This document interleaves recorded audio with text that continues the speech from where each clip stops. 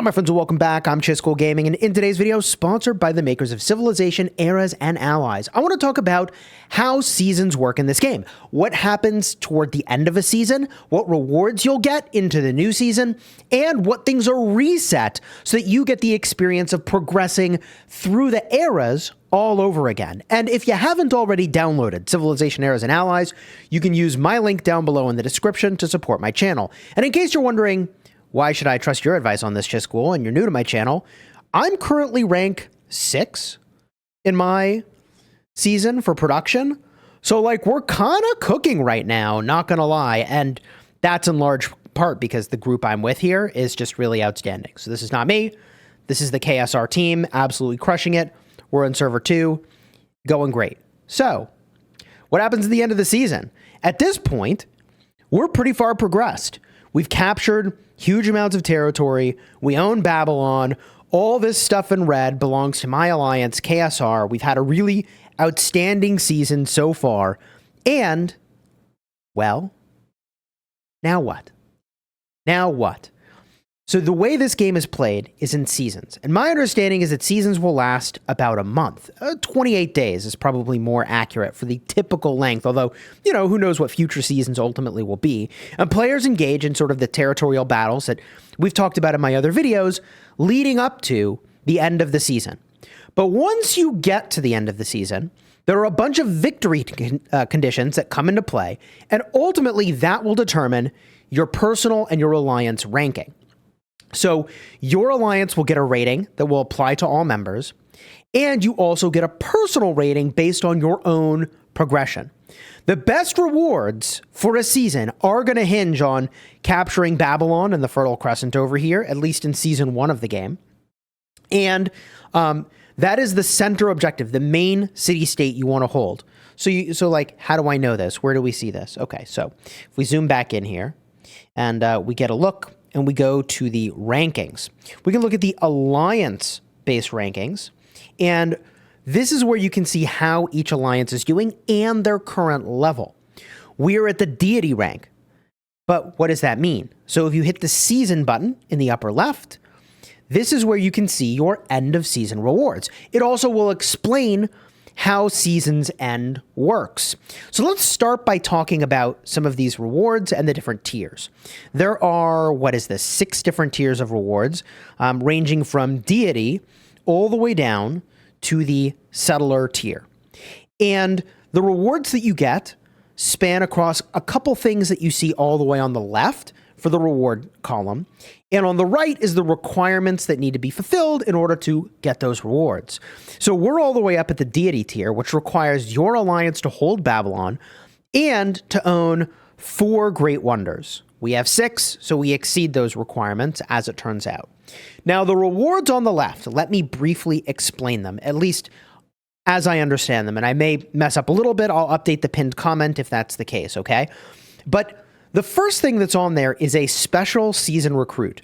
So I believe there will be a special recruiting event, maybe going into the next season or at the end of this season, where there's a limit of 25 pulls that we'll be able to do. 6 of those we'll get to do for free. Seems good to me.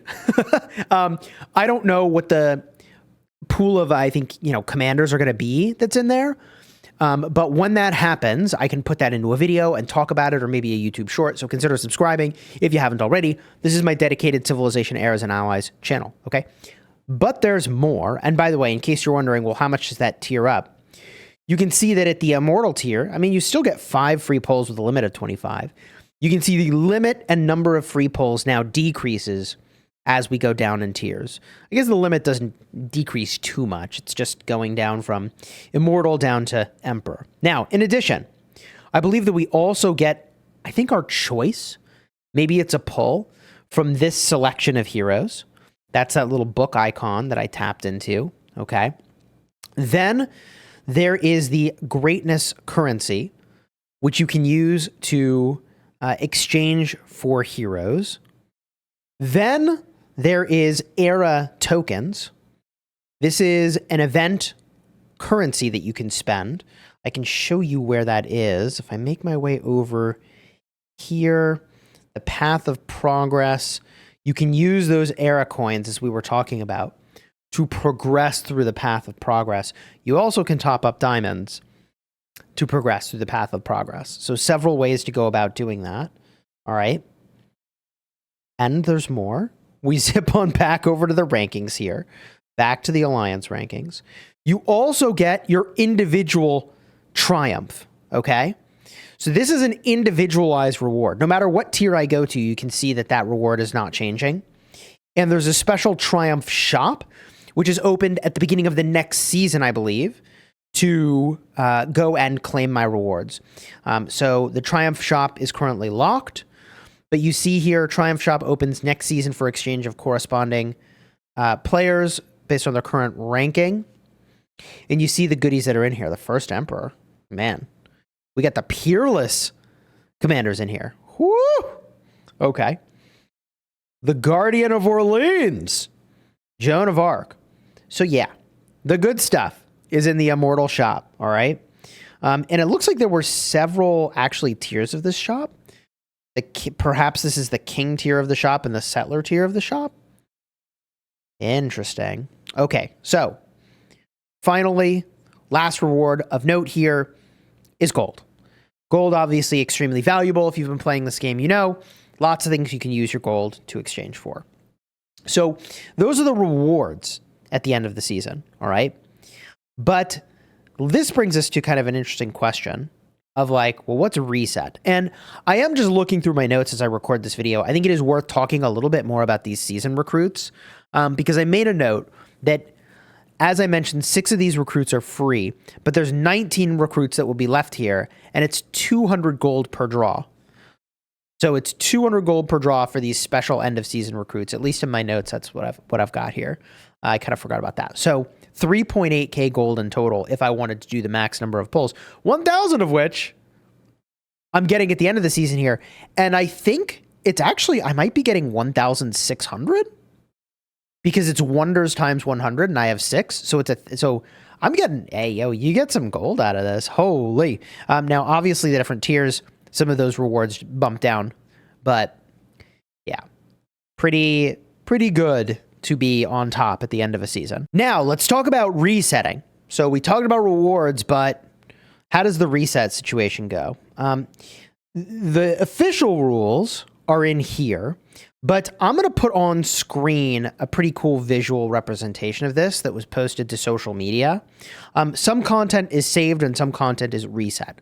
So the saved content is the heroes that you have acquired over the season, the ascensions you've done on your heroes, the titles you've earned for your heroes, your diamonds and your gold are retained. Your triumph is retained. Your acquired units and skills are retained, okay? So there's a lot of things that you keep, just in case it's unclear. When we talk about units, we can go in here and look at our heroes, and it's these units. When you unlock some of them, right? Those are retained into new seasons when you've exchanged for them. Dude, imagine having to unlock these every season. Oh my God. So yeah, you do retain those. Okay. And again, your acquired skills as well. I believe that's all your skill cards will be retained. I haven't actually done a season reset yet, so I'll be experiencing that for the first time very soon. I'm very much looking forward to what we'll get in season 2 and what that's going to be like. But let's talk about the things that will be reset. So your city buildings are reset. That includes also your hero levels that are reset. So they'll go back down, I suppose, to level 1. Is that right? You should be able to reach high levels of heroes pretty quickly in the new season. But anyways, your skill levels are reset. So you still have these skills, but I believe that instead of starting the season at level 10, they would start at level 1. Your captured tiles are all reset. All the tiles are reset. That makes sense to me. Like, basically, you're re-entering into a fresh map with your alliance again, right? So everything has been captured. Makes sense that all those tiles wipe up. Your tech research and skirmish will reset. So in case you're wondering, I'm sure you've been following along, but your skirmish progress will be reset. So you could presumably do that all over again for rewards? Question mark? I assume so. Obviously, these AFK rewards will be based on your progress here. And then alliances are reset. I think that the alliance itself will still exist, but everything else about it is reset. So like all the things that you've captured, etc. The world milestones will reset. So it's basically your collection mostly remains the same, with the exception of like the levels of your heroes and skills getting reset back down. You'll need to pursue that again in the new season. But everything else about the map is reset, so you can do it all over again. And then you get to move through the eras again, just like, you know, a game of Civilization.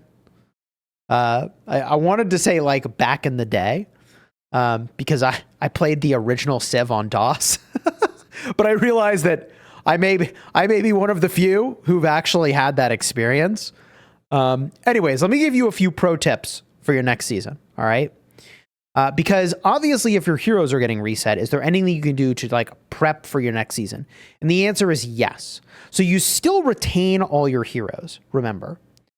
So you will retain your heroes that you see here. You can have a total of 300 heroes saved up. Okay.